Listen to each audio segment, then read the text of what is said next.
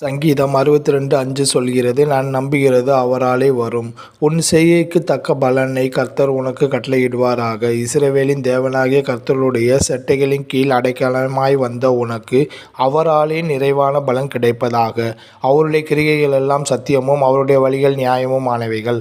அவராலே உலகம் இரட்சிக்கப்படுவதற்காகவே அவரை அனுப்பினார்.